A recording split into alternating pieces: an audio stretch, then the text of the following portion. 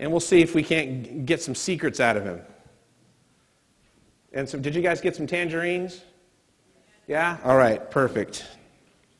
Those are from Clyde. Clyde, I appreciate you coming out. Thank you, sir. We're glad to get you in town. We're glad you didn't go to Hawaii. I don't know how glad you are. I'm glad too. Yeah, okay. He put his wife on a boat today, going on a cruise to Hawaii, right? One way. One way. The right way? Listen, I brought these things out here today. They're not table decorations. They're to eat. For God's sake, pick some up and eat them. They got quite a bit of appeal to them. That joke never gets old. So All anyway. Right. So, yes. So Clyde, for those people that haven't heard of you or haven't heard you speak before, tell us what year you first decided to try to buy your first piece of real estate. What was going on in your life that made you get into? Have you always been a real estate investor? Is the big question, and if not, what got you into it? Yeah. When I was 9 or 10 years old, my grandfather died. I'd never met him, but we inherited some money. Okay. They sold his farm and his mule and his plow, and my sister and my older brother inherited some money. We got $11 each. True story. And my mother, being the conniver that she was, she said, "This is your money, kids. It's your money. You can do with it what you want to do with it." However, she said, she had her eye on a heifer calf that would make a good milk cow for the family. There were 5 kids in the family. My daddy died when I was 7 months old. My mother remarried a year and a half later and had 2 new babies by my stepdad. When I was 5 years old, he died. Can you imagine that? So we had 5 kids to feed, which I was one of. And so my mother said that $33 would just be the right number to buy this heifer calf that'd make a dandy milk cow. So there went my first investment. We bought a cow. And I thought of all the candy I could buy with that $11. No, I didn't really. But we literally did buy a cow. Well, when we left the farm, we lived with my grandfather. My brother and I helped him farm. We picked okra and watermelons and God knows what all, corn, squash, yellow squash. And my granddad did not own an acre of ground. He didn't own nothing. We lived in an old shack out in the woods, had no electricity, water pump in the yard for pumping water, had a water bucket, only had one bucket, and get low on water, the kids had to go out and pump more water and bring it to the house. But had an outdoor toilet down the lane in the back, and but we had chickens and a cow, milk cow, everything was dandy. But when we moved some 100 miles south, we took our cow with us, and we loaded our stuff on a flatbed truck. Looked like a bunch of Okies going down the highway, I'm sure. But when we got down to the other town, Winter Haven, Florida is where we went. We rode out in the woods from Ocala, Florida, if everybody knows where Ocala is. And so anyway, I observed at that young age that people that had a rental or 2 or 3 looked like they ate a little higher off the hog than we'd been used to doing. And so I knew then that real estate was worth having some. Well, anyway, at age 17, I had to drop out of high school because of pneumonia. It wasn't that I had pneumonia, I just couldn't spell it. So that's true.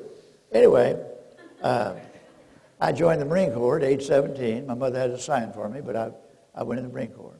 For 3 years, I went to Parris Island Boot Camp, Parris Island, South Carolina for boot camp. Then after that, I got shipped on a troop train to Camp Pendleton, California. And stayed down there and practiced war for 2.5 years, living in a tent. And but it was fun. We go to the beach, and by that they got that nuclear plant down there now that's currently shut down. The Marine Corps was part of that the beach down there. We'd go out there and get drunk, have a good time, and Anyway, I got me a Model A pickup truck and started chasing girls. And I drove to Long Beach, California, Los Angeles, and Bellflower, and chasing girls. Can you imagine? So anyway, I met a lady in Bellflower that I wound up marrying when I got out of service. So we got out in service in January of 54, and at age 20. So I'd signed up for 3 years. See, I can count like that, 17 to 3 years later, 20 years old.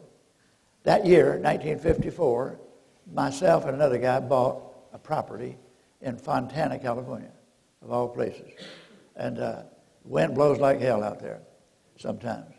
We thought we wanted to be in the nursery business, growing plants, wholesale nursery. And we were doing pretty good. But my buddy got him a job at Kaiser Steel back then, and he was going to take care of the plants when he got off work, 2:30, 3 o'clock in the afternoon. I was running a produce business in Bellflower. I couldn't go out there. There were no freeways then. You couldn't get there quick.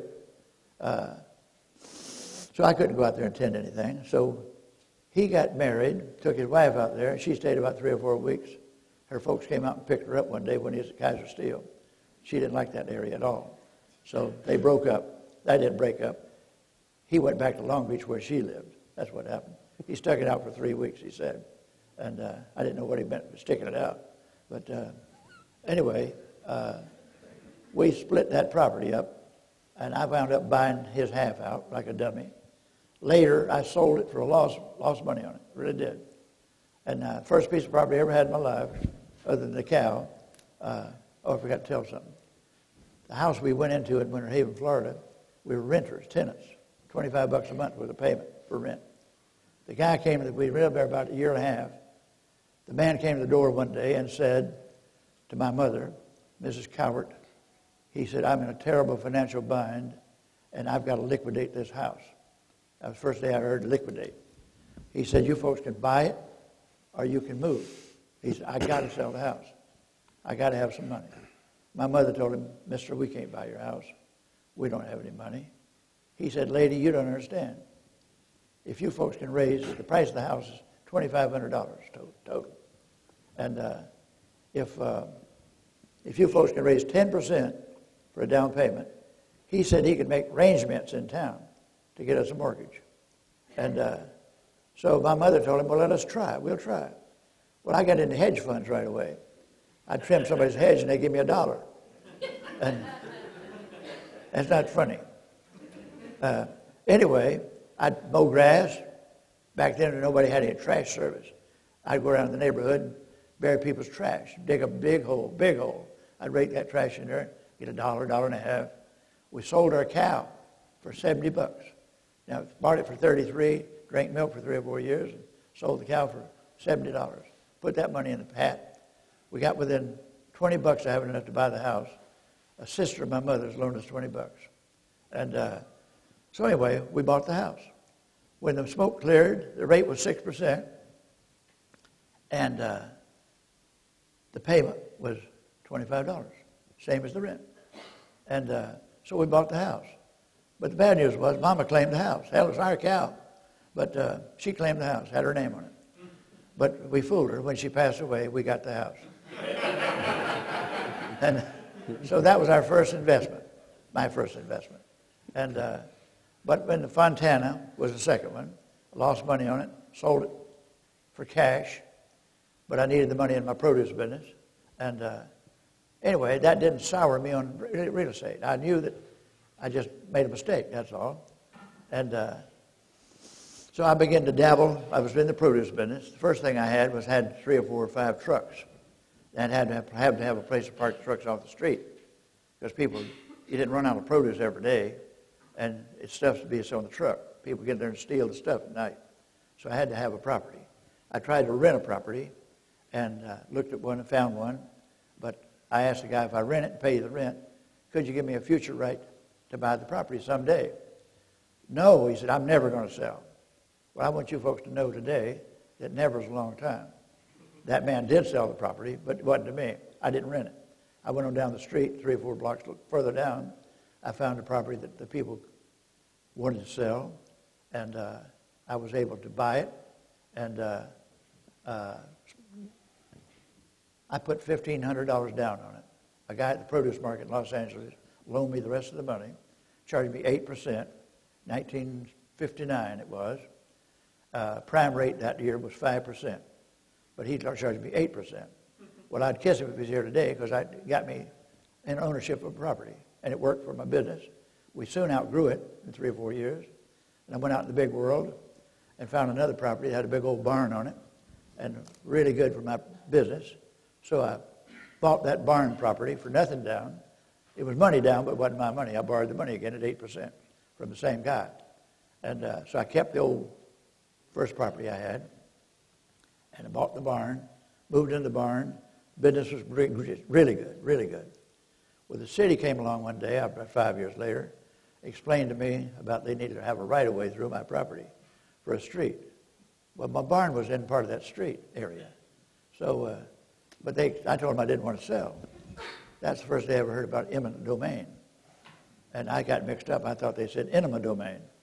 And so they took advantage of me, but I had to sell.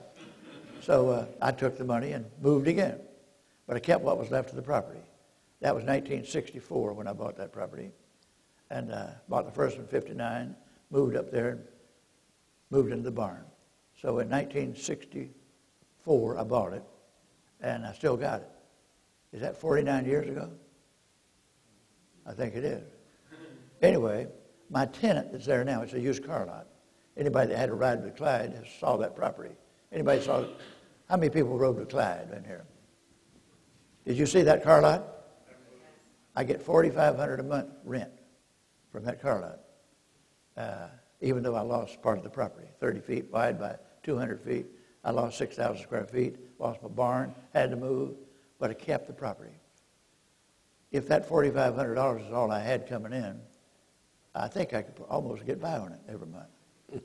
But a few more years, if I can live a few more years, I think I'll be up to a little over $1 million by then, and of net worth. And so anybody can make it. But I know there's a lot of flippers in the room, and there's nothing wrong with flipping. I bought some property early on when I didn't know any better, and I'd flip it and double my money. If I put $10,000 in, I got 20 back. I thought that was really doing something good. But I can show you a few properties that I used to own that I flipped that I don't really cry, but it makes me feel bad when I pass by them, and there sits $1 million property, but it's not mine anymore. But anyway, I've been doing pretty good. And if I can show you or tell you anything, my opinion is, sure, if you have to flip to eat, go ahead. But Uncle Sam's your partner. You make $30,000 or $40,000 on a flip. You got to share that money with Uncle. And still all right. But if you buy it and hold it and keep it forever, in my opinion, that's the best way you make money. It will appreciate. I think Southern California is like a great big giant fishbowl. The ocean's over here, the mountains are over there, and then the desert. But this big fishbowl is full of fish. And somebody keeps dumping more fish in there bowl. And space is getting scarcer all the time. You've all read about rents going up and up and up, and it's true. And there may be some fluctuation in the rent market. There is fluctuation in the price of stuff, but the general trend has always been up. Over 50 or 60 years, any property you want to pick out, it will go up 4%, 4.5%, 4.25%. Even my mother's junky house that we bought with a cow, it's about 3.75% from the day we bought it till today, and you can figure that out and tell you what it's worth. Say 3.75%, $2,500 paid, and what's it worth today? You figure it out. But any property you want to figure. I enjoy doing that. I'll ask somebody what you pay for it, when you bought it, and what's it worth today. It's amazing. 4%, 5% every time. You sit down with Clyde, and he's going to pull out a calculator on you, trust me. If he traps you at a table, you're going to be asked about a calculator.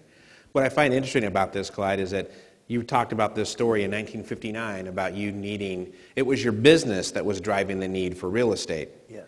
And so that's interesting because you weren't specifically looking to buy real estate. You needed a place to park your trucks. That's right. And after you bought it, and it's funny, I think that a lot of people in the audience here, whether they're new or whether they're experienced, we were just talking with Doug tonight about renting office space. And he said something. He said, there's this building, there's just 2 buildings by my house, and they've been for sale for at least 2 years. It says for sale or lease on them. And he needs a place for his business. A lot of us probably think that same way. And you said what did you say to the guy? Hey, if I rented it from, would you give me a chance to buy it down the road? And the guy said no. And you went down just a few blocks and you found somebody that said, yeah, I'll sell it to you. Now, to get that property, you said something else. You said I borrowed private money at 8%, even though the prime rate was 5%, and if I could see that guy today, I'd kiss him because he got me started. Right. So what would you say to people out there? Because I know they're out there. They're scared to death to get into a deal with private money. And I say private money. Some people call it hard money. I think private money is a little more favorable than hard money. I don't know how you describe it. But those people that say, I don't want to borrow money because, like you said, I need to eat. I need to flip properties to eat. How would what would you suggest for a person who's just getting started, Clyde, that's really, really scared about being able to make that payment every month, that they just don't know, they're not very sure of themselves? I mean, you were in the produce business and you were buying it to park your trucks. What would you say to somebody who's looking at a property? And there's always that question. I know I've heard it lots of times. Well, I'd love to hold it, Sean, but I don't know if I can afford to hold it. Well, one thing I'd like to tell you, any property that you find that the owner would consider selling, it don't have to be listed on the market. It don't have to be in the multiple. I've called on for rent signs before. See a vacant house with a for rent sign in front. I call the for rent sign and ask the guy that answers the phone, or the lady that answers the phone. First I ask them about the rent. They tell me. And, excuse me. Then I ask them, would you just as soon sell the property? Well, quite often they do. Or they may have something else, other property they would like to sell. But just start up a conversation with people. And in my opinion, one of the things I have learned, that if the tenant can afford to pay all the bills, if you buy a little house or rental property or duplex or fourplex or whatever, if the tenants can pay for everything, literally you get a free house over time.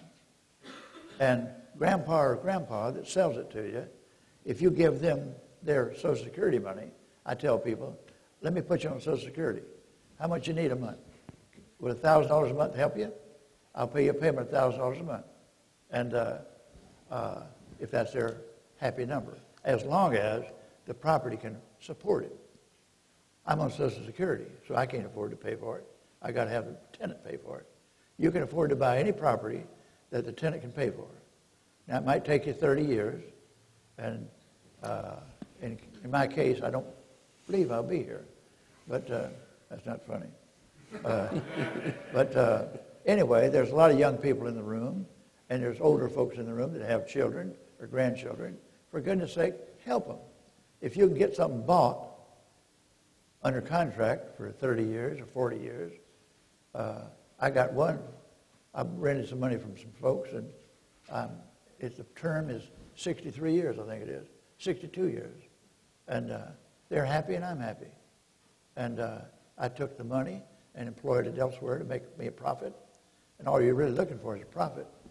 Right now, is not rents, but rent on the money, the interest rates. There's nobody in this room that ever saw interest rates as cheap as they are right now from banks. It's amazing. If you got good credit, you can get money for 3.5%, 3 3/4. Is that right? Mm-hmm. In my lifetime, it's never been that cheap. When we bought Mama's house, we paid 6%. During World War II, war bonds was, you could buy a $25 war bond for $18.75. And go to the post office and give them your book, your money, or your stamp books. You've seen blue chip stamps and green stamps. Back then they had defense stamps. They had 10-cent stamps and 25-cent stamps. And you get them to pay them in a book, just like blue chips or green stamps. When you get that book full, you take it down to the post office. They'd thumb through it, make sure it was all full. They'd write you out a war bond, $25, said right on the face. But you bought it for $1,875. And only 120 months later, that thing matured, and your interest rate that you earned on the money was 2.88%. Well, the guy in town that loaned the money to buy Mama's house, he was making 6%. So had he bought war bonds with it, he'd made 2.88. So it's just the price of money varies. But right today, money's cheap, and if you bought property from a private party, that the property is free and clear of debt, most people get mixed up and think they want cash. But the truth is, if it's a rental, not their principal residence, but a rental, but they want to sell it, if you gave them all cash, and they've had it for 20 or 30 years, how much you think they'd wind up with the time they pay principal, what the hell is it, depreciation, and depreciation recapture, and perhaps some income tax. So in my opinion, if they get to keep 60 cents of each dollar that us folks give them, that's a pretty good number. But then they take that 60 cents down to the bank and get, what rate can they get today on CDs? How much? 1%? Say they get 1%. Okay, but they're getting 1% on only a 60-cent dollar. It ain't a real dollar no more, it's 60 cents. But if I gave them a additional security, if I had a property worth $500,000 that's paid for, and I could get it appraised and show them, here's it, say the car lot in Bellflower on Alondra, paying $4,500 a month. I don't know what the PV calculator says that's worth, but if it were a triple net deal, he's going to tell us what it's worth. Watch. $4,500 is the income, and at 6% world for $360. The present value of that income stream is $750, and but let's call it $500,000. So if I buy your $1 million property, and you give it to me for nothing down, now that's a bad thing to do for them, they think. But if I throw in my $500,000 car lot that's really worth $750 and show it to them, and they can drive by and look at it, if they'll have a blanket mortgage on what they're selling me, and they can have my car lot as under mortgage. If I don't make the payments, they foreclose me out the property they sold me, plus they get to keep my car lot. Now I'd like to have a release clause in it after I've faithfully paid for 36 payments or 48 payments, or the principal pay down equivalent, then I would like to have my car lot released from that mortgage. And we have done that. It does work. And that way they get, if I gave them 4% interest on their property, their $1 million property, 4% would give them $40,000 a year. That's $33 a month, interest only. And of course we'll amortize it. We'll pay them more than that number if they want to. But they get 4% on 100% of the money, not 1% on 60% of the money. They get it all, and you show them those numbers, and they say they get it. They understand that, and but now is a perfect time with 1% CD money to buy people's property and ask for 4%. If you have to settle for 5%, what's wrong with that? As long as the property will make you enough money to pay the bill. You don't have to go get a second job to be able to afford to make the payment. But now, Clyde, you mentioned calling for rent signs. say what? You mentioned that you call on for rent signs Sure. and try to say, oh, I'm sorry, I thought it was for sale. What are some of the other things that you've done in the past and that maybe you continually find have worked for you over the years as far as marketing? How do you suggest that the people who are here would get in front of these owners to make these offers to them? What are some of the ways that you might suggest? Do you mailers or knock on doors, or what's been working for you over the past 50 years? I say keep your antennas up all the time. Keep your eyes open, and most of the time keep your mouth shut if you can. I can't, as you know. But listen twice as much as you talk. You got 2 ears and 1 mouth. So listen more than you talk. But ask questions. People love to tell you their stories. And my wife went to high school at Bellflower High School, graduated in 1954. We went to her 30th class reunion here a while back, and been quite a while back. A little while back. But I was 14, yeah. I forgot to remember when that was. But we had a big round table, 5 couples sitting at that round table. The gentleman to my right, I shook hands with him. How you doing? Didn't know him, met him. His name is Jim Wright. What kind of work do you do? No, I asked him where he grew up. He was at class, so I knew he was Bellflower. So he was one of the graduates. And where'd you grow up at here in town? Well, his dad owned a little trailer park on Artesia Boulevard, 9343 Artesia Boulevard. Just a dinky little trailer park. In front of it, there's a couple little small commercial buildings.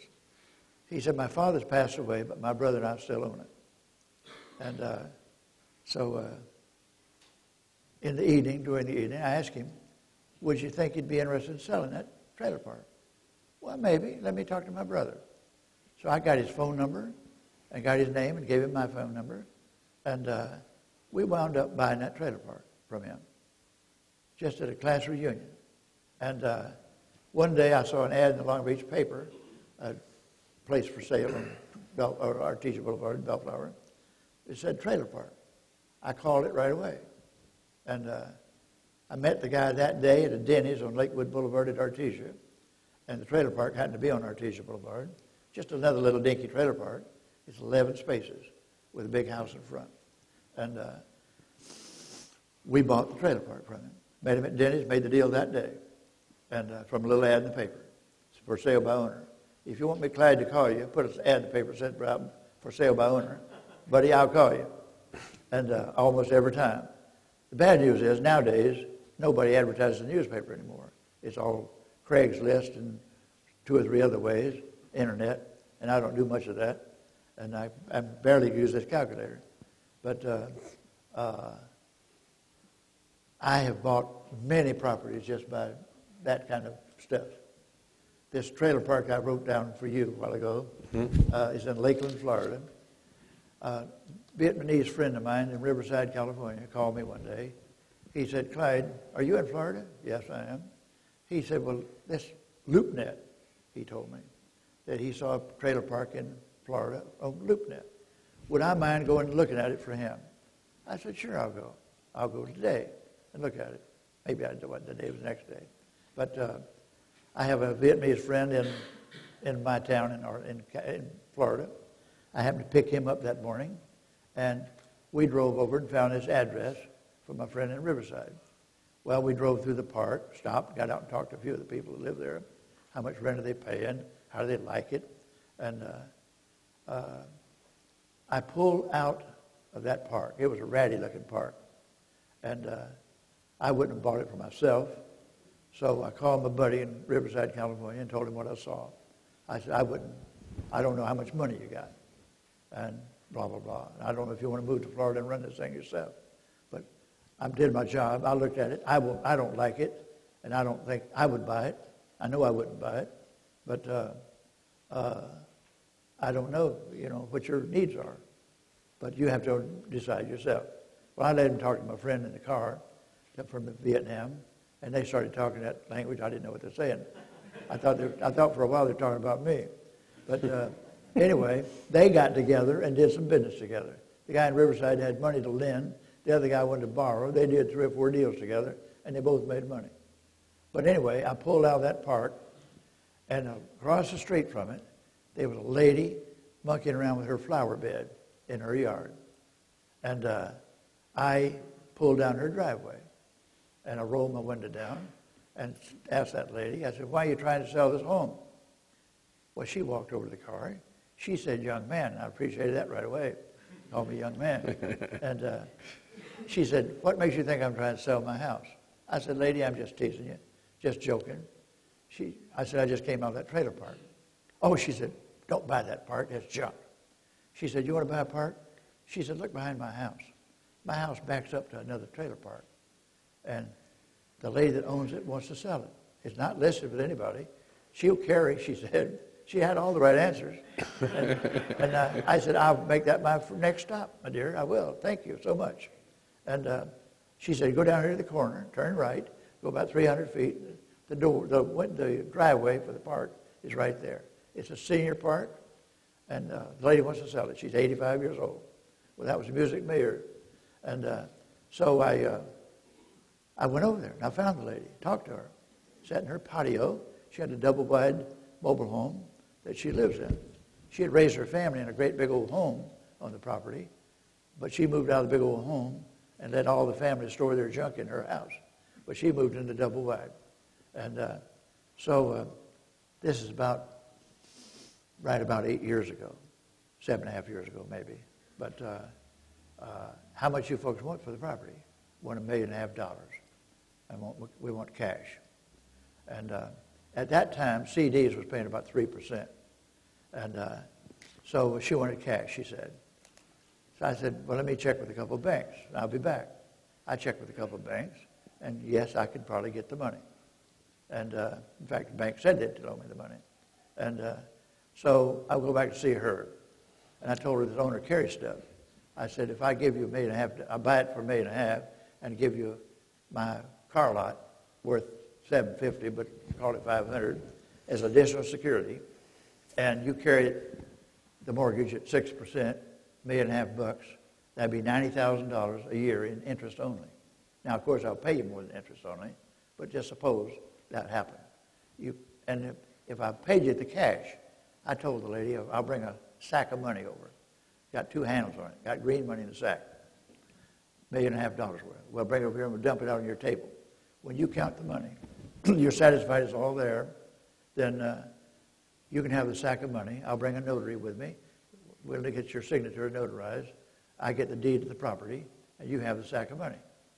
On your way to the bank, whenever you go to the bank, Uncle Sam's going to reach his greedy hand in there and take some of that money out for depreciation, recapture, and capital gains, and maybe some income tax. So you're going to wind up with 60% of $1.5 million, which I figured out real fast is $900,000.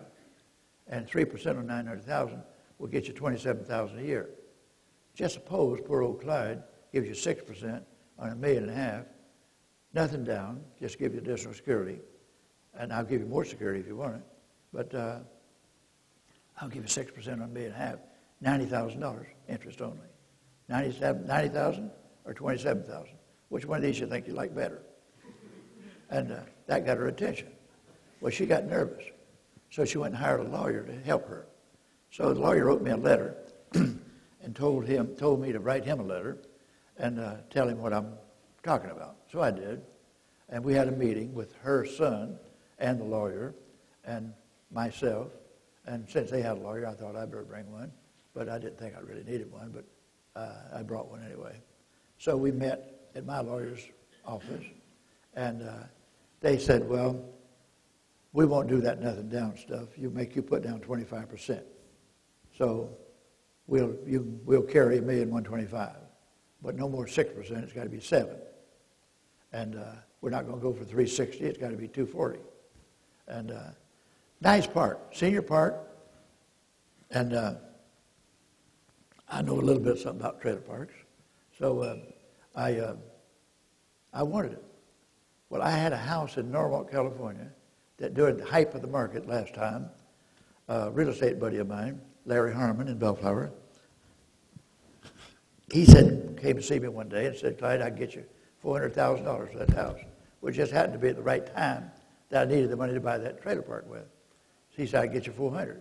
Well, I owed $39,000 on the house. And I said, Larry, you know stuff's going up and up. You think I'm crazy? Well, I am. And so I said, I got to have more than that. I was just joking. But a couple of weeks later, he came back to see me. Clyde, I get you $420,000. And I said, well, Larry, if I took the $420,000, how much would you want for your commission? He said, could I have the $20,000? You get $400,000. But I owe the bank $39,000. So I got $400,000 to 1031, but I had to pay the bank the $39,000, so I got $361,000 CIF for Clyde. You know what CIF is? Huh? Anybody know? Cash and fist. That's right. So anyway, I had to put $14,000 with that $361,000 to make my 1031 exchange. I had the title company hold the money, and I'm told if you have the money in your hand or your account, you ain't got a 1031 exchange and you're a taxpayer. But if you 1031 and do it right, there's no tax on that gain. So sure enough, I sold my Norwalk house for $420. And the best rent I ever collected for it when I had it over for 20 years was about $11.95, but call it $1,200. So $1,200, take away a third of that money for expenses, I got $800 to buy whiskey with. But I had to pay the bank their $561 or what it was, $584, I forgot. There was only 200-something bucks cash flow coming out of that house.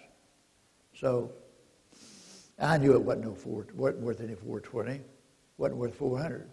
After I did the deal, within a year later or less, the market tipped over and started going down. And I think that house went back down to about $225.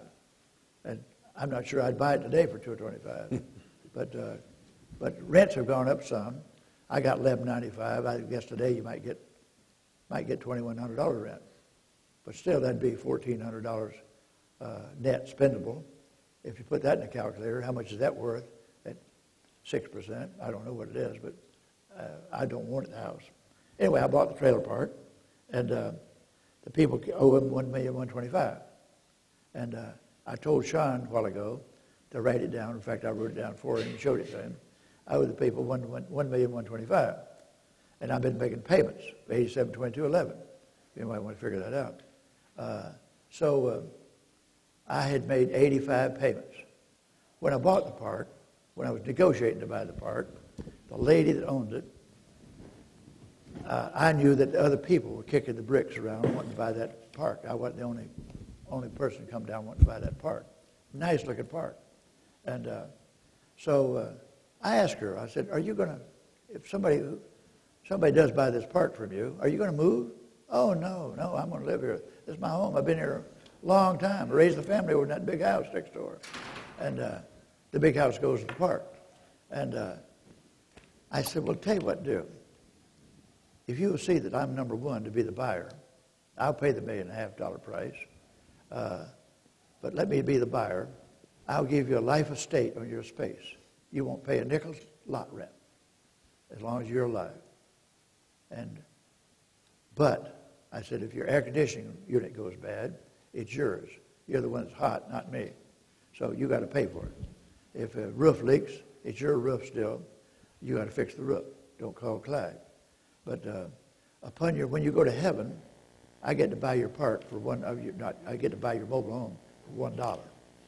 She says, I'll do that. Well, she fooled me. Space rent then was $250 a month. And she got 60 months out of me before she died. So that's 5 years. So that's pretty good money for her. But anyway, I got to buy her mobile home for $1, and I got the park. But anyway, 85 months later, who's got a calculator in the room? Anybody got a calculator? Open it up. Ring up $1,125,000.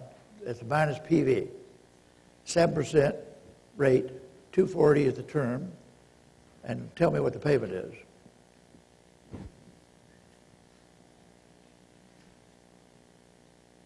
Come on, you goobers. I say it again. I can't hear you. 87.22, she said. Oh, my God, that's right. So now, fast forward. I've now paid 85 payments. What would my balance be today? Hurry.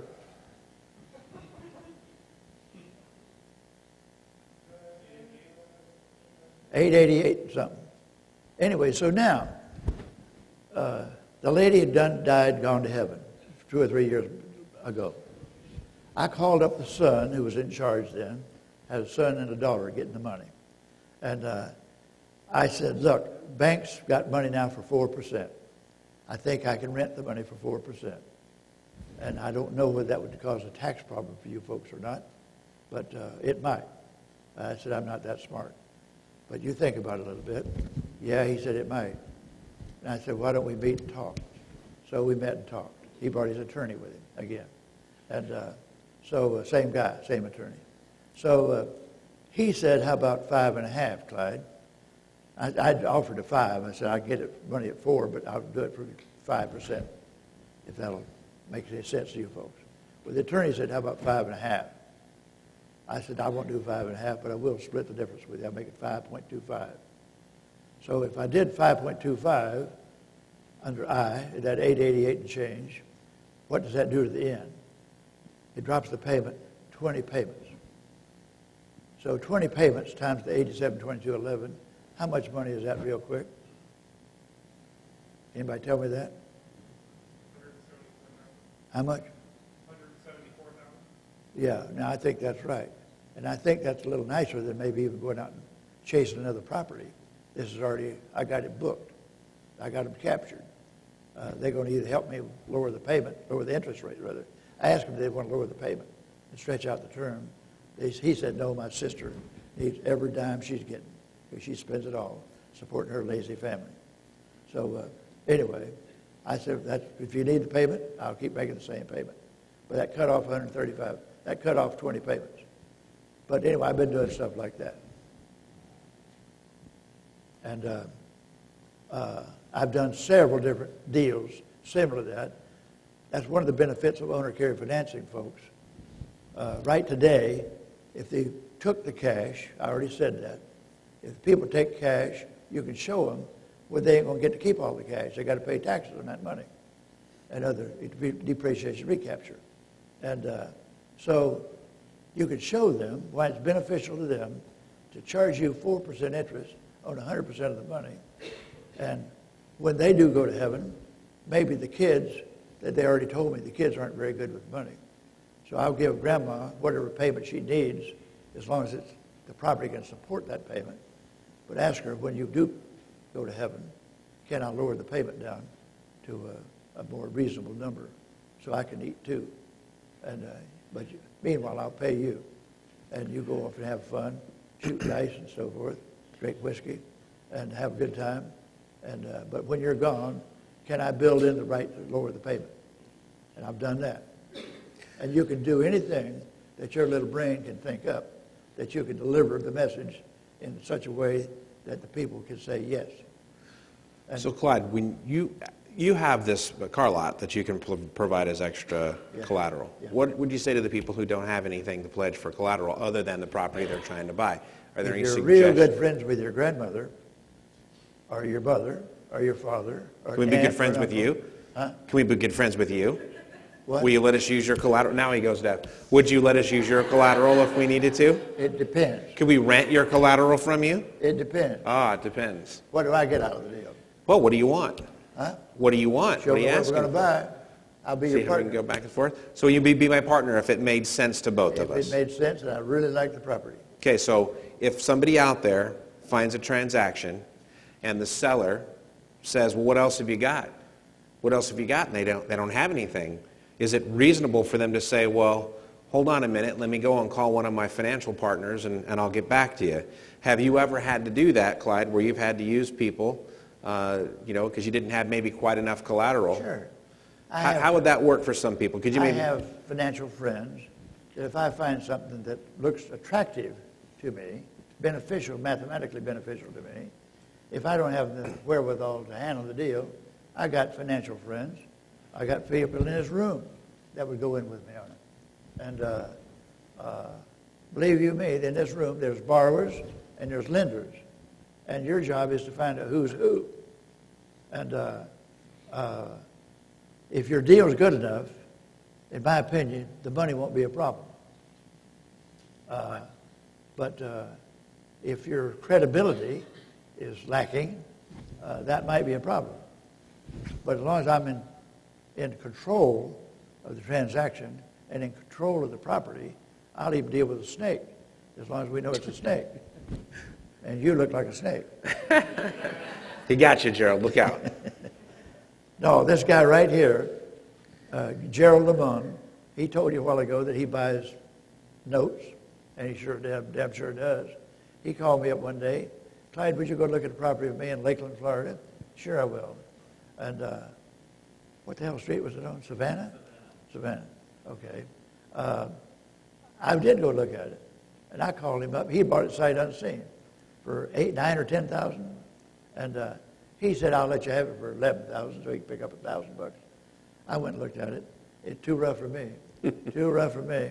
I called him back and said, Gerald, I wouldn't take it as a gift. But, he did buy it, and I went to see the lady that was his tenant. Her and her husband was entitled to the property, but there was $119,000 owed on it, something like that, to a bank. $97,000. And that place was a pig pen. Oh my God! I went over there and it was raining like hell, and I didn't get lost, but it took me a while to find the place, and raining like hell. And I'm an old fella. By the time I got there, I needed to use the restroom pretty bad, and so first thing in the door, I asked the lady. I said, "I need to go to the restroom." Well, let me move the dog, she said. So the big old dog was in there barking in the restroom. She pulled him out, put him in another room. He just stopped barking. But anyway, when I went in the room to do my business, that room stunk. Oh, did it stink. And inside the front door of the place, there was this great big old bird cage. She had 3 or 4 parrot-looking birds. They wasn't talking, they were just squawking. And so they had birdseed all over that living room, and humidity was high, and that room stunk, and that woman stunk, and I couldn't get out of there quick enough. But anyway, when I got out of there, even in the rain, I rolled my window down and breathed in and exhaled and let my air out, Did that several times. But my God. Anyway, this guy makes a deal with them that they lower their payment down to $500 or something like that a month, which hell, in a year and a half or 2 years, he got his money back. That lady said she works at a rest home somewhere, and her husband's a long haul truck driver, but he's seldom ever home. Now I knew why. And, anyway, she finally moved out. He left her, I think. She moved out, went to her mother's house, wasn't it?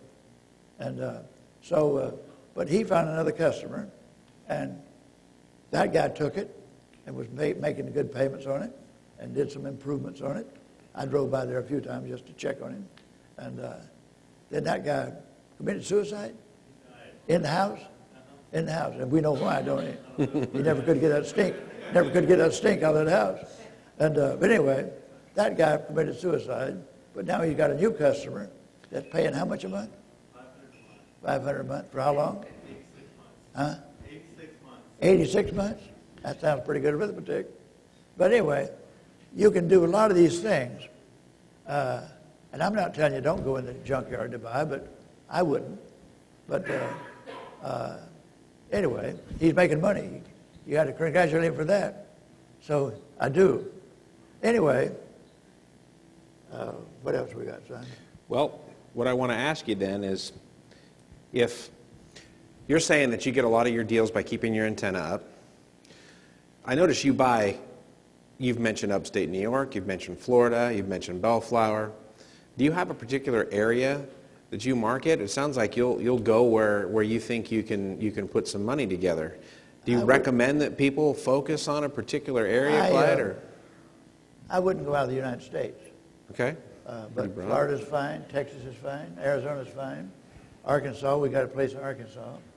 Now, I don't go up there where it's snowing. If it's snowing, don't talk to me. I ain't going where there's snow, if I can help it. And not even for a day. But we've got we own an IHOP in Amarillo, Texas, on Interstate 40. And we sold a mobile home park in Compton, California, on Alondra Boulevard, 1100 Alondra and 1140 West Alondra. There's 2 trailer parks side by side, totaling 100 spaces. We bought them. I don't remember what year, I had to do to it was 1986. And we sold them for $5.2 or $5.3 million, 1031 the money. We got IHOP in Amarillo, Texas, IHOP in Rogers, Arkansas, and IHOP in Montgomery, Texas, a Jiffy Lube in Bernie, Texas, and just west of San Antonio on Interstate 10, off of Interstate 10. And we own 2 Jiffy Lubes in Colorado. Now, we didn't get all that from one trailer park, but we had a couple trailer parks in Paradise, California, that we bought bought right at right time. And then we discovered, I guess we knew it the day we bought them, but that whole town of Paradise does not have a sewer system. Our trailer parks were on septic systems. Well, let me tell you my opinion. Don't buy property if it ain't on city sewer. If it's not on city sewer, I don't like it. I wouldn't even go look at it. I know there's some success stories when you got real sandy ground on a good high hill, that'll perk okay. But if there's any clay or rocks, Sonny, where you at? This man right here, the street he lives on, I got a good buddy of mine that I've known for 50 years, owns a house just up the hill from him. That guy, my buddy's got a lovely, lovely home. This guy here lives on a dump. But I don't mean that, Sonny. Don't get mad. Anyway, my buddy up the hill, he started, there's no sewer there, right? He don't have a sewer. Anyway, he does not have a sewer. He's going to do a big deal. He got out there in them rocks on that hill. It's in the city of Orange, right here close by. And what street is it? El Canto? El Canto. Stephanie, are you here? I want you to get his address, please. You did, all right, thank you. I want you to sell it for him. Anyway. Okay, just get that done, Stephanie. You got it? My buddy was digging a new septic system in his house, but it was all rock. I don't know what he finally did, but he solved something. I don't know what the hell he did, but best way to do it is just don't. Get on city sewer, city water, if at all possible, on any house or duplex or trailer park or any other thing. All I'm looking for is a profit. And the reason we've sold that lovely trailer park was I've always not been wanting to do much work. And my partner, I partnered up with this boy when he was 20 years old. Now he's 52. And he's getting lazier by the year. So we've done some spectacular things in my town. We built 11 different projects of townhomes. And we sold them all. Didn't want to sell them, but we sold them. And 1031 the money in the mobile home parks. And these two in Paradise, we've discovered that the septic tanks are quite a problem from time to time. You spend a lot of money solving the problems. And we got a chance to sell them for big bucks. We sold them. And the one in Compton and the ones in Paradise, we sold them. Hey. Just throw that anywhere. So anyway, we sold them. Glad we sold them. And my partner said we're going to get 7% triple net return from the IHOPs and Jiffy Lubes, and occasionally get a rent raise every 3 or 4 or 5 years. And we own a Carl's Jr. on the corner of Rosecrans and Long Beach Boulevard. They open 24 hours a day. That's a crazy story how we acquired that. But someday when I've got more time, I'd like to tell you the whole damn story. But we own it. In 5 years, you get a raise. The office lady told me today, we just got the raise. It's been 5 years. And they're paying $9,375 a month rent for a Carl's Jr. They pay the property taxes. They pay the insurance. They're in charge of everything. We don't do nothing but get our check. I don't even think we get a check. They wire it to the bank. And we've got to wait 5 more years before we get another raise. Isn't that sad? Is that good cash flow? Huh? Is that good cash flow? I was just asking everybody. Is it cash flow? That was good cash flow. I was joking. Hell yes, yeah, it I does. bet it is. We wouldn't have it if it didn't. Clyde, when you're looking at buying a property and you're going to make it a rental, you said if the tenants can afford it, then you can buy it. Yeah. How do you classify expenses? You said, well, you got to back out some expenses. So when you're looking at a property, and you take the rent that you're going to get, or that you think you're going to get, what do you tell everybody they should figure they're going to have to give away every month for expenses? Is there I've had sellers tell me that the expenses run 15%. And when they tell you that, they're lying. But you can't tell them they're lying. You just got to listen and smile and keep on whistling. But either negotiate harder, more, or lower the rate, or lower the price, but you can't tell them they're full of baloney. Just keep talking, that's all. You can't make them mad. Some people say, I ain't never going to sell. But never's an awful long time.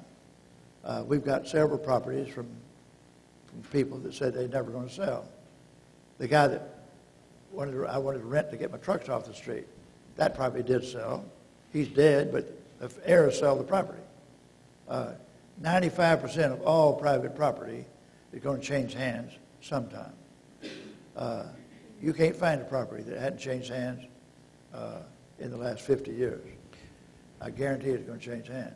If you have a seller that guarantees that their expenses are 15%, how do you bring them back to reality, Clyde? What's one of the things that you use? Because I can tell you right now, most of the people out there are going to say, well, if the rent's $2,000 a month and my payment's $1,900 a month, I'm making $100 a month. Is that true? Well, no. No. Well, why isn't that true? Because there's people out there that believe it. Yeah. Well, how I normally analyze a property, if you show me a trailer park, whether it's 10 spaces or 100 or anywhere in between, I'll figure out what the actual space rent is running today. If you got 15 empties, I just figure whatever. If it's a 100-space park and you got 15 empties, I figure 85 people. Or maybe be real more conservative, figure 80. 5 more are going to leave. So you got 80 people paying rent, and what that totals up to be, if it's $250 a month, that's $20,000 in it. And so I cut that number in half to do my doodling. And so if I got $10,000 coming in net spendable, then you can peg the price of money at whatever rate you can get away with. If you show them what CDs are, and you give them 4%, then what could you make that place produce? If it's $10,000 a month net spendable, so Use a 50% expense ratio. Am I right there, Clyde? You take it in half? Yeah. 30 years at 4%, I could pay them $2,094,000 for that property. Now the income's $10,000 net. However, that don't buy me a hamburger if I give them all the money. I'd like to have a little bit of money, and if I put any cash down on it, I want some kind of return on my cash. And if I figure 4% return on my cash, I'll tell them I want 4% return on my cash. So that gives me the present to them. If I'm going to live with 4%, surely they could also. They shouldn't charge me any more than I would charge myself. So I charge myself 4%. You understand that? Anybody understand that? So I don't tell them I want 8% return on my money and then give them 4. I'll charge my money 4%, but I'm going to give a down payment. So the first thing I got to do, if I give you $100,000 down, I want $4,000 a year, $333 a month, coming back to me for rent on my money. And then that money I'm going to owe you if I give you 4%. And if I can stretch it out for 40 years instead of 30, I like that better. I used to get mixed up bad. Jimmy Napier used to try to tell us that 40 years is better than 180. And it was hard to understand that. In fact, I didn't understand it. I had to go to many, many, many classes before I got it. That guy, Jim Napier, when I found him and went to his first class, I bet I've gone to 50 of his classes, at least 50. It's like going to kindergarten in first grade, third grade. I told you about my high school experience. But longer, if it was 4% interest and you do it for 40 years, I assure you that's better for you, the buyer, than it is for the seller. And the longer you can owe the folks without no balloon, no due date, no nothing, the longer is better for you, even though you might die before it gets paid off. So what? If your family is halfway trained up to do what's right with making the payment and seeing the benefits of keeping the property, then the family's better off. And in a lot of cases, the seller's better off. If they get cash, grandma that gets cash, how many of her relatives are going to come, Grandma, would you loan me? Would you loan me $10,000 or $20,000? They don't really mean loan me, they mean give me. Would you give me? And Anyway, people, if Grandma gets a monthly payment, she can tell them, Sonny, her daughter, her granddaughter, I don't really have the money. I got money coming in every month to eat on, and when I'm gone, maybe I'll bequeath you the balance of the payments. When that happens, the longer you can owe folks money, the more likely you're going to deal with a different human being someday we're down the road. There's going to be opportunity to discount that paper. And all kinds of crazy things. All kinds of crazy things you can do with, as long as you owe private people money. Has to be. Banks won't do that. Banks won't play. But private people will. It's just like handing them a credit card. I owe you 360 payments of $1,000 a month, and if you need any spare money, let me know.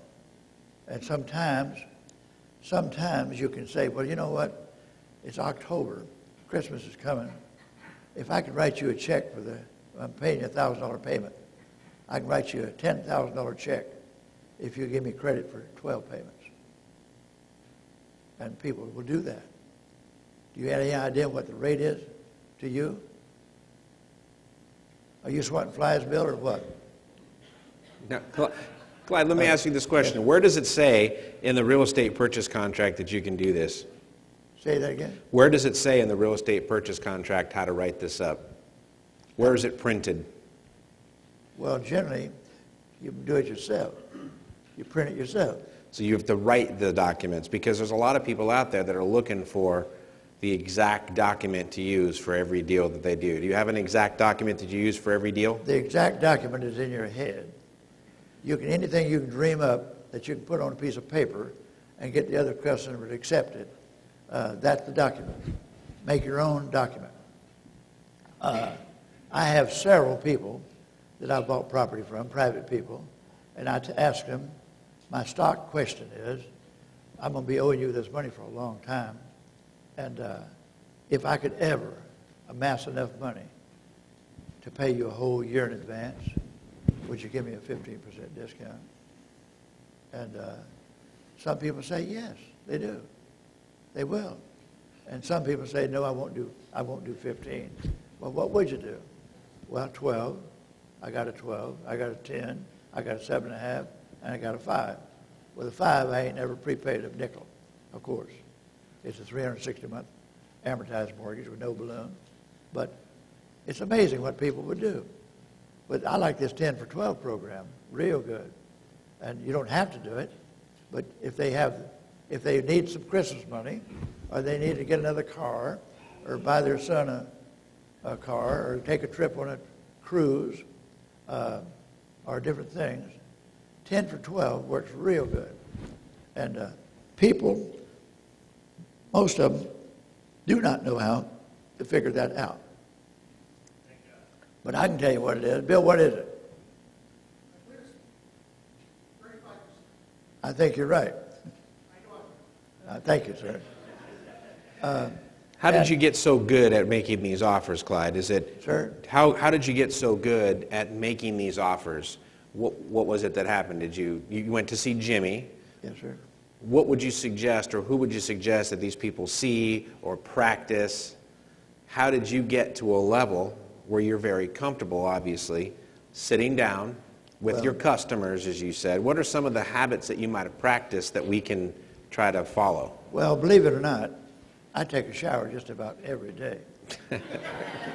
And sometimes in the shower, if nobody's in the house, I'll practice my speech in the shower. And nowadays, with the price of water, I have to turn it off pretty quick. But I practice in the shower, I sure do. If I don't say it, I think it. And I have a calculator in my pocket. I keep a spare. And I keep a calculator in my restroom. I got a little table up against the wall. And sure enough, when I'm in there, if something comes in my head, well, what if I did this? What if I did that? What if I did something else? I'll calculate it. And when I'm sitting there and doing my business. And I tell people what I'm thinking, I'm thinking. And but it's true. if you practice and practice and practice, how many people in here went to high school? Raise your hands if you went to high school. How many graduated and got one of them diplomas? Hey, hold your hand up. See, some of you got diplomas. Well, I done figured this out. If you go to high school for a year, there's 180 class days in a year.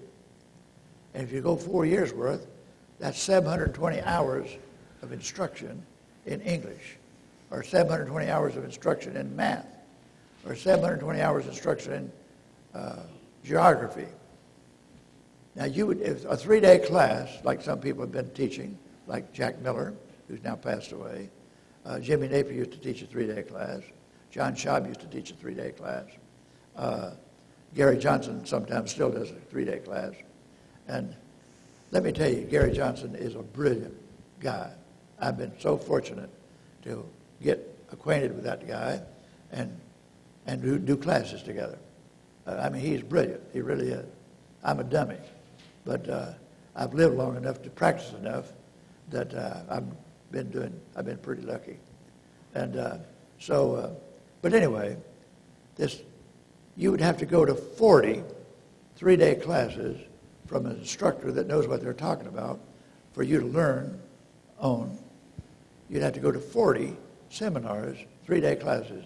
If you get 6 hours of instruction per day, times 3 days, that's 18 hours of instruction. Times 40, back to 720 hours of instruction in this subject. And those of you that did graduate from high school and got diploma and walked off that stage, did you really, really know you're ready to go and hit the world and make it big? I don't think so.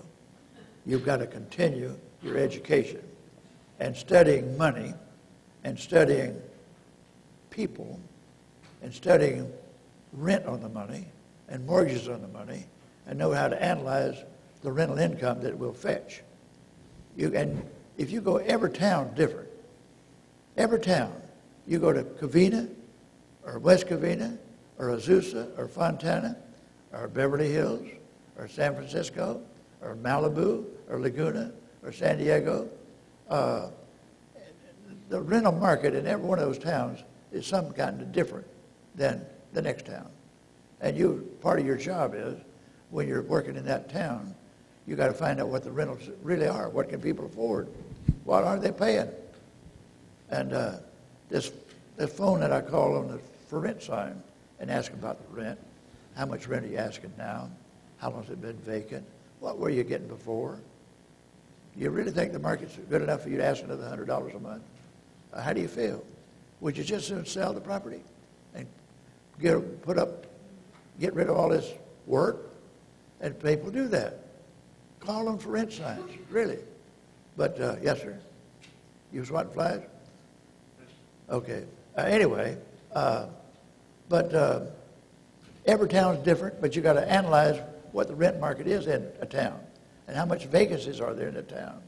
And right today, I've read in the paper that vacancies are rentals are in short supply. But so rents are going up. And I'm not much of a rent. I don't raise rent a whole hell of a lot. I try to be easy with my tenants. The longer they stay and the longer they pay, the better off you are. And so if you get people to pay 20 years, I've got one lady that's been with me probably 30 years. She'd recently passed away. I moved her 3 different times with her needs changed. She had 2 little boys this high when I met her. Now the boys are 30 years old apiece. And but 3 different times. First she was in a 1-bedroom place, then she wanted a 2, then she wanted a little bigger. But she's been my tenant 30 years. And she just died. But anyway, the longer you can keep people that pay good and take care of their place, the better off you are. Don't try to be a gouger. Be easy on people. And go get another property. Anyway, that's my story. We have some questions here from the audience, if that's okay. This one says, how old were you when you did your first owner carryback? It looks like he's wondering how you addressed the credibility issue. If you were a young guy and you did this deal, how did the owner feel about carrying paper if you were, a young guy? Well, When I bought Fontana, I told you about Fontana, my next property was the place to park my trucks off the street. That same month, I think it was, they were building brand new homes in Buena Park off of Walker and Orangethorpe. And I was a GI. I found out that for $199 down, you get a GI loan. The price of that house was $12,700. The payment, PITI, was $88 a month, 88 bucks. I lived there a year and a half. My wife was a school teacher in Bellflower. I sent her to school. Her folks sent her 1 year. Clyde sent her for 3 more. And she got a teacher credential. And she started teaching school. Well, we bought that house, not that house, the property to keep my trucks off the street. It had a horse barn on it. We raked the manure out of that horse barn and poured a concrete floor and made that my first little warehouse. And then I went from there to the barn up on the Laundry Boulevard where the car lot is. But anyway, back then, there were a lot of dairies between Buena Park and Paramount and Bellflower, and dairies everywhere. It'd get so foggy out there that you couldn't see nothing, nothing. And we're 8 miles away from my truck, 8 miles away from my wife's school, and 2 cars going back and forth. My pickup truck to go get my big produce truck to go to the produce market, and we're spending money on gasoline. We're the dummy. There was houses, brand new homes, 3 doors away or 4 doors away from my truck parking place. That payments were $121 a month. New homes. But we're paying $88. We're smarter than that. No 121. I got looking at my Texaco gas bill one day, and the wear and tear on the vehicles and buy gas at 30 cents a gallon. The bill was more than the difference in the house payments.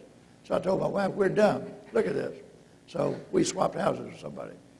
Now that house in Buena Park, for $88, I could have rented it out long ago for $100 bucks. Then it went to $150 and $200. Probably today it'd be $13.50 or more. But it's not my house. That house is probably worth $350 today, but it ain't my house. So I'm $350,000 short. The other house we got for $121 a month. I did the same thing there. Lived there a couple of years. Saw something bigger and better someplace else. I sold that house, and that house probably brings $450 today, but it ain't mine. So I'm $1 million short because I wasn't smart. So would they ask you for credibility? Has a seller ever asked you, well, you don't look old enough to pay attention. Yes. How can you buy my house? Okay, so anyway, the guy that loaned me the money to buy the parking lot for my trucks, he's a heavy hitter at the produce market. Had lots of money. Okay. Been in business for 50 years at least. He was loaning money. He told me he had 120 people about that he had loaned money to. He'd take a first mortgage on the property every time. And he's making 3 points every time. And so he'd loan money. And I found that out. And he would have told me anything I asked him, but I was too dumb to ask at that time. All I asked him was, would you loan me money to get the first property? And I was paying good, used it for 3 or 4 years. Then I found the barn and needed to move. I went and told him my plight. And he said, make an offer, I'll back you up. Nothing down. None of my money down, rather. And I bought it for nothing down. Bought Buena Park for $199 down. Bought the first parking lot for $1,500 down. Right. And if I have any specialty, it's buying stuff for nothing down. Sure enough. There's another property next door to the car lot that the guy came to see me one day that owned it, said, I'll give it to you for $85,000 if you give me cash quick. Mm-hmm. I said, well, get in the car. Let's go to the bank. I don't have that kind of money laying around. But if the bank will loan me the money, I'll buy it. Get in the car. So we went in the car, got in the car. On the way down to the bank, he said, wait a minute. There's 2 containers sitting on that property. He had converted one of them to an office. A nice office. The other was just storage. But he said, they're $2,000 apiece. So now the price is $89,000. Well, when we got to the bank, I told the bank I need to borrow $99,000. $89,000 for this guy, and I want $10,000 for me to paint that place and make sure the wiring's in good shape so I can rent it out. I'll give you a blanket mortgage on my car lot and that property I want to buy. So the banker said, I'll do that. And he charged me 10% interest. And so $99,000. I had a tenant in the wings waiting to rent that property with me for $1,650. So if you put that in your calculator, $99,000 PV at 10% interest, and $1,650, I'll give the bank $1,650 a month. It'd take 83 and a half months for the tenant to pay for the property. Mm-hmm. And so I bought it, and it's next door. It's a car lot also, 2 car lots side by side. I'm currently getting $2,500 a month for that car lot. And sure enough, the address is 10435 on the little car lot, 10425 Alondra on the other one. Go look. I'd welcome you to come look at it. This question's about the IHOP and the Jiffy Lubes. Do you rent the buildings or do you run the businesses? We own the dirt and we own the building, and we got nothing to do with running the business. It's a corporate guarantee from IHOP, corporate guarantee from Jiffy Lube, and the company has to go broke before we don't get any rent. If something breaks on the building, if the roof needs fixing, they're baby. We don't do nothing. Don't call us for nothing. Nothing. Triple net. Do you get free pancakes? Huh? Do you get free pancakes when you go there? They don't know me from Adam. All right, just checking. That wasn't actually a question. That was my question. And looking at you, you would, wouldn't you? I know, see? You don't ask cop if they like donuts or pancakes. The answer is yes, they totally like both. Yes, sir. So he had to build the buildings too, they didn't do TI? Did you have to build the buildings out yourself? What? The buildings for the Jiffy Lube and the IHOP, did you build them from the dirt? How did you acquire them? Hell no. The answer is hell no. They're built, and they're up and running. They got a lease on them. The Carl's Jr. I told you about at Rosecrans and Long Beach Boulevard. How many of those did you buy with owner financing? They what? Did you buy those with owner financing? No. Oh, just checking. I had to ask, right? No. Well, actually, when we 1031 money, some of them were paid cash for. Right. And we have a property in, I forgot to tell you about Indiana. We got some commercial stuff in Indiana, in Elkhart, Indiana, I'll have you know. And we got an Oklahoma bank that financed us for it. So we owe bank money to the bank over there. Today, we went to the bank and signed papers.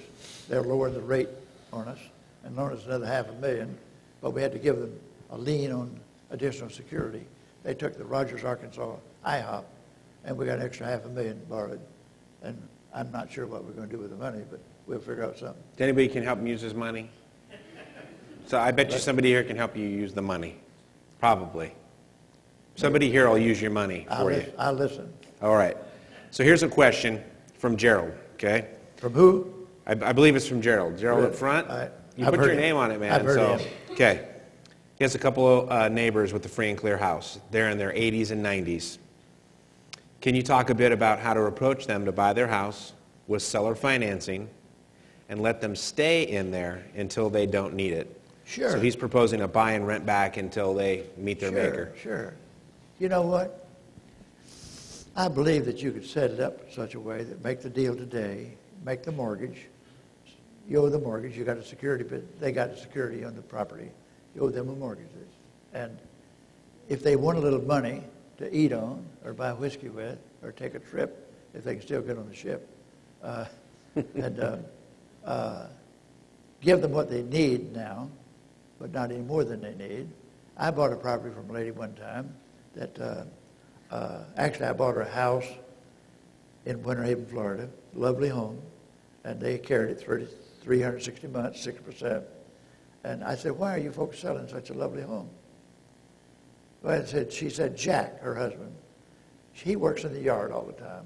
We got somebody who mows the grass, but he likes to get out there and do the flower beds and sit down and pull weeds and stuff. And she said, I don't like him doing that. So he's getting old, and of course she's getting old. And we have bought a new condo over here 3 blocks over, brand new. In fact, she went on to tell me she'd already paid cash for it. Haven't even moved in yet. And she was quite happy to tell me she paid cash. So knew then they didn't need any money. So I gave her a down payment on her house. But I said, while we're doing this, now I know you haven't even moved into your new condo yet, but I'm not wild about condos, but would you give me an option to buy your condo if and when you or your heirs choose to sell. Well, she said, I don't know why not. So I gave them $10 for an option. And a recorded instrument, buddy. So I bought the house, made the payments. And 4 or 5 years later, she called me one day and she said, Clyde, Jack is kind of getting senile. And I think we better go ahead and sell you the property now because he could go to La La Land and still live and breathe and eat for 10 more years. And if we want to sell, or I want to sell, I can't get his signature. I'm worried about that. So I told her, I said, Edna, let's do this. Oh, she said, we'll move. We'll move. We'll go ahead and sell it to you now. We'll move. And I said, Edna, let me tell you something. Why don't we do this? Let's go ahead and consummate the purchase, sale and purchase. Let's make the deal, put it on paper. We'll ring the bell, it's sold. But you guys don't move. Stay there as many years as you want. Just break me even on any expenses. I'm not going to make you a payment. The interest meter is going to be 6%, but there's no payments. The interest rate don't accrue until I get the key. When I get the key, 2 years from now, 3 years, 6 years, 10 years, that's when it starts. Oh, that's a wonderful idea, she said. We'll do that. So we did. Then I said to her, I said, Edna, let me ask this question. You know that Susan, my daughter, makes the payments on the house I bought from you a long time ago. Oh, yeah, I know Susan real good, real good. I said, well, I'm about as old as you are, Edna. Would you mind if I let Susan be the buyer instead of me? Oh, I'd love that. Well, I got $360, and I got a 7.5% discount if I pay a year in advance, which I've never done. But she said, have Susan come see me, and we'll work it out. So Susan went to be the buyer. So they did the paperwork and did it. Susan got 420-month amortization, and she got 6% interest, but she gets a 10% discount if she pays a year in advance. So, and these people don't have any children. She has a niece that's going to inherit their money and their mortgages. And she had 4 or 5 or 6 mortgages scattered around. And but anyway, I think you can dream up anything that makes sense, that you can deliver your speech well enough that people understand it and believable. And you can do that. Absolutely. But if you can't dream it in your head, people that write books, do you realize that they can't write a book unless it's in their head before they put it on paper? They can't write something on paper. You can start scribbling. But they got to have an idea. Terry, too. Anyway, does that make any sense? Clyde, have you ever bought a house from Sure. have you ever bought a house from a seller who didn't want to sell it? Or are you dealing with people who really do want to sell? They just... No, it's hard to buy something they ain't ready to sell. Right? If you're not ready today, let me know when you are ready. I'll wait 5 years. I have bought property 5 years later from people. 6 years later, 3 years later. When they're ready, they're ready. It's like peaches on a tree. You got little tiny green peaches, they ain't worth a damn. Take one off the tree and try it. But them tangerines, all this year, they ain't been worth a damn. But right now, they're pretty good. And so anyway, you got to wait till stuff gets ripe. When people get ripe and ready to make a trade or change or go back to Oklahoma where they come from. So deal with the people who are ready to do that. Because I've had a lot of people say, oh, Sean, all the people, they only want cash and they want too much. My answer is always, well, they're not ready to sell. You don't want that one. Move on to something else. I will continue to visit those people and say, when you are ready, call me, please. If I don't come by often enough, call me. When you get ready, call me. Well, I can solve your needs if you can help me solve mine. Okay. So I just want to give some hope to the people who think, that the call they get today is they think that's the only call they're ever going to get, Clyde, that if they don't make a deal with that seller, it's a tragedy and they've lost the deal and they're never going to be good at this business. No. Keep whistling. Don't get mad. Don't get short. Be friendly. Be nice. I'd call and check on people. How you doing? I got a couple of people in Florida right now. One lady is 97 years old, and I call her pretty regularly. When she grows up, she's going to sell me her house.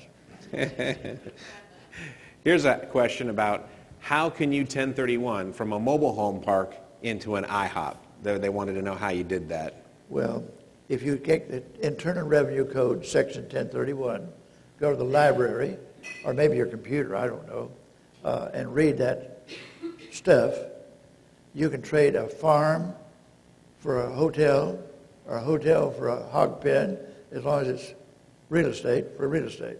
It don't have to be a trailer park for a trailer park. It can be a trailer park for a IHOP. IHOP. We did that, and perfectly legal. All you're trying to do is, it's like a checker game. You're trying to make the moves that will benefit you the best to win the game. I just thought it had to be a life property, like, you know. No, sir. No? No, sir. Read Section 1031. For investment purposes. Say what? For investment, you can't live in it, Right. or it queers the Well, deal you out. you might buy it this year, and your tenant moves out in 2 years, and then you could move in it. Couldn't you, Bill? Yep. Say that again. Yes. Thank you. Yes is the answer. And then you can take the personal exemption, $250,500. What the hell? Clyde, do you have a clause that you use? It says, how do you negotiate to buy back any notes that you end up giving to the sellers on their property? Okay. Say that again. How do you negotiate so that if you give me a note on my property and you Okay. want to be the guy that buys it in the future, how do you make that happen so that the seller doesn't run off and sell it to Gerald because he's the note buyer guy before you get a shot at it? Well, two things. If I'm making up a mortgage, buying it from Gerald, and he's going to sell me a property, I'm going to owe him for 360 payments, or 480 payments, or 420 payments. But I say, Gerald, you know, I'm going to be owing you this money for a long time. And if you decide to get a new wife and get rid of your old one, trade her in, and if you happen to want some money sometime in the future, if you want to sell all or any part of this mortgage I owe you, if you want to sell it, all or any part, you'd just as soon sell to me as anybody, wouldn't you? And, you know, here we're buddies. We done had coffee together a few times, had dinner together, and we're pals now. And I'm going to buy your property. I'm going to give you the down payment that you said you wanted. And I'm going to start making you monthly payments. I'm going to give you more interest you get at the bank. And if you did, you probably won't, as old and as ugly as you are, and settle in your ways, and you don't want to change wives, then you're probably never going to sell it, any part of that paper. But if you did want to sell part of it, can I put in here that I have the first right?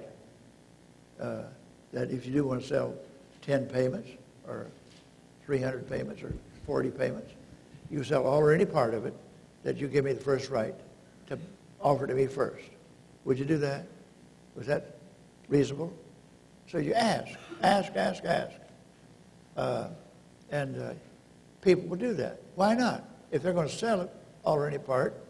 Now, Gerald, in his case, he's 84 years old now, and You look I'm not- good, Gerald, for 84. so when he does pass on, he no longer is the holder. I put in if the holder is desirous of selling, not I didn't put his name down. If the holder, meaning him today, but when he passes on, the holder changed. I don't know who that'll be, his wife, his sister, his mother, his uncle, the Salvation Army, or the Red Cross. But the holder changes. He can bequeath those payments to anybody or anywhere. And so the holder gets hold of it. If the church gets it, I've done a study on those folks, and they pass the plate every Saturday, every Sunday. And so they want money. If they inherit that income stream, the first thing they're going to do is sell it.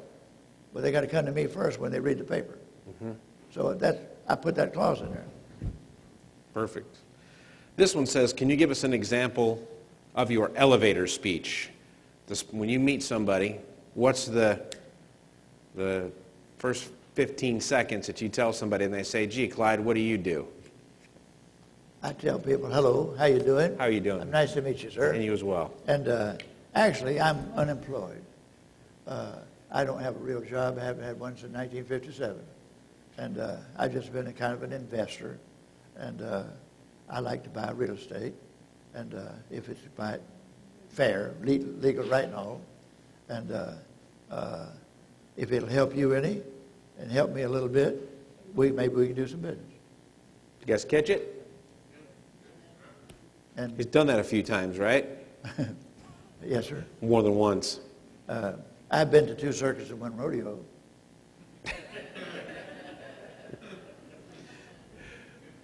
Well, Clyde, you've been, obviously, you teach a lot. You're teaching with Gary. Tell us the next time that you guys are going to be teaching and what you're hoping the next class that you guys are teaching is financial fitness. Is that what you're teaching? You got it right there. We had a class in Las Vegas, February the 8th, 9th, and 10th. That has gone by. We're in a different month now, you know. Tomorrow, right? Tomorrow's the 1st. May the 1st, May the 3rd, 4th, and 5th in San Francisco, California, we're going to have a financial freedom principles. How to make money, or how to buy property if you don't have any money, or how to take in a partner if you need a partner. I would urge you never take a partner in if you don't need one. If you do it on your own, do it on your own. Nobody cares as much about your dollar bill as you care. Be in charge of your own damn money. And if you're not in control, then you're out of control. And when you give other people your money, they don't care as much about your money as you care. Be careful, be careful. Be sure you're dealing with honorable people, or you might lose your money. But as I told you before, Gary Johnson is a brilliant guy, just brilliant. I'm so lucky to have found that guy. As you know, as Sean already told you, sign up for his Monday Thoughts. It's not every Monday, it's every other Monday. Oh, every other Monday. He'll jog your mind, ask a different question, have you calculate something. Doing that, practice that calculator, I'm telling you, you got to learn how to do the calculations. Bill Tan, you're going to have a class in calculator. When? March 9th, in Orange County. Okay, there's right there. Who gave you your first week's speech at these 2? I can't remember. Yeah. Let me see. Bill Tan, I was doing just fine with my little old Texas Instrument, BA2. But the bad news was, whatever the annual interest rate was, it was 10%, 12%, 9%, 6 3/4, or 5.275. You had to put that number in your machine and divide it by 12. But with this machine that Bill gave me, he really did give me my first Hewlett-Packard 2, Hewlett-Packard 10B2. Anyway, it's the same thing, but you don't have to change the rate. If it's 10, just put 10 under I. If it's 8 1/4, put 8 1/4 under I. It's just like that. Much, much, much better. So Bill Tan gave me my calculator. Clyde, before we go, it's 2013. We have a lot of people out here that are trying to figure out what to do, how to build their business. What would you tell one tip that will work for anybody and what they should do daily, make a daily part of their real estate business? Well, I'm sure there are people in the room that don't have the gut to manage property or to beat up the tenant. You can't beat up people. Of course you can't beat them up. You just got to be friendly but firm. And George, I'm going to rent you this house. And it's $850 a month. And I've checked your credit history out. You seem to be okay. And I think we can live with one another, make a deal. But I've got a mortgage on the property, and I really do need your rent money to pay my bills with, to pay the property taxes and the mortgage payment. And I'm going to hire you to do that. You're going to live in this house, but I'm hiring you to live there, and you pay me $850 a month. I want the rent due on the 1st of the month and late after the 4th. If the sun comes up on the 5th, you're late. I do charge a $100 late charge. I don't want your $100. I just want to put a message in your brain that you will pay me on time.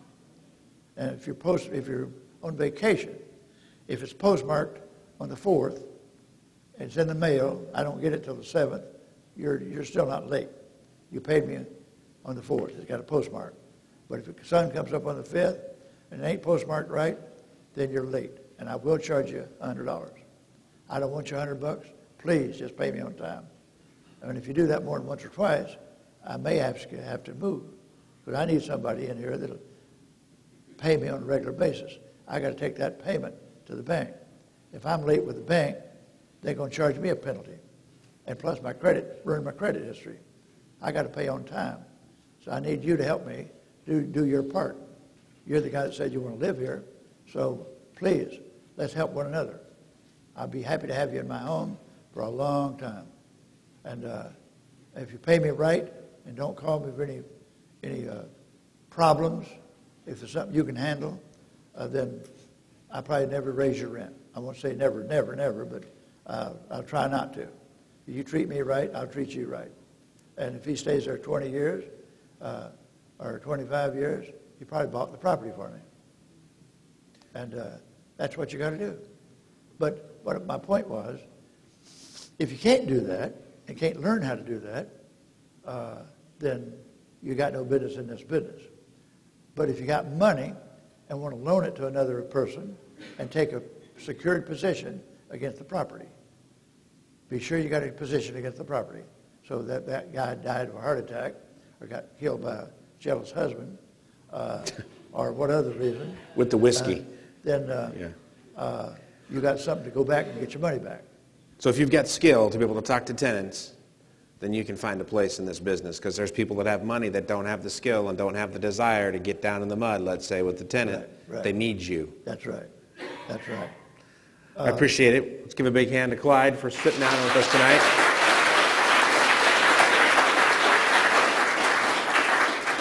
I'd like to say about two more things. We'll let you. On that flyer that you got, Jim Napier, my best teacher I ever had, best teacher that taught me this stuff. I've told you a while ago, I've gone to at least 50 of his classes. I don't believe he's taught in 10 years. I don't know how long it's been, but I've been prevailing on him. I've been begging him to come out of the woods. He lives in the woods in North Florida, right, about 10 miles from the Georgia line. He's just a country boy. I love him to death. And he has committed to come to Las Vegas in November and to speak with Robbie Redwine and myself and Gary. I'll sit down and say nothing if Jimmy will get up and talk more. I love that guy. He can explain it so easy, so simple. So anybody that can make it, please do. One more thing I want to tell you. That car lot I bought, that I borrowed the money from the bank, $99,000. I'm going to show you this. If anybody's got a calculator, or if you don't have a calculator, write it on paper and look it up later. If you borrowed $99,000 and they're charging me 10% interest, and the payment that I'm going to charge my car lot guy, $1,650. I told him I'd pay the first half of the first year's property taxes. After that, you got to pay it. I'm going to pay him. I would get the paid bill. You reimburse me. So $1,650. I'm going to make the payment to the bank. It's going to take 83 and a half months to pay that loan off. That guy that I rented it to did stay and pay that whole time. I really got a free piece of property. It didn't take 30 years to pay for it. It took 83 and a half months. But here's what I want to show you. If the bank charged me 15%, how long would it take to pay it off? My calculator says 111 months. It said 83 and a half. It's 111.60. That's at 15%. If it was 18%, it'd take 154 months to pay it off. If it was 19%, if the deal is good enough, the money will show up. And never mind the rate. You can't, on a steady diet, you can't pay 15, 18% for money. But a short term, or if your tenant can afford it, you could. At 19% interest, it would take you 190 months to pay that property off. Now, if I had to feed it a little bit, maybe I would. I would have done it. If at 20% interest, listen to this. 20%, it'd take 1,980 payments to pay that off. How many years is that? It's 165 years. So you can't pay 20% and make any sense out of it. However, that property was contiguous to my other property I already had. Had I had to pay 20%, I believe I would have. But what I would have done then is I would have made that payment $2,000 instead of $1,600. And how long would it take that? 105 months. If I added a little money to it, $350 extra each month, then it would take 105 months to pay for it. Isn't that silly? But if you rent that big money to get in the deal, it's pay it off if it's high rate. If you have to go get a second job to feed that alligator, $350 more a month, make it $2,000 payment. But write that down and figure it out. Are you going to be at the lounge with us here afterwards? Sir, Are you going to come over to the lounge? I don't know. Does anybody want Clyde to come over to the lounge with his calculator? A few people want you to come over there. Well, if I was drinking beer or whiskey, it'd loosen up my tongue quite a bit. But All right, so he needs a beer or a whiskey to loosen up his tongue. Again, thank you very much, Clyde.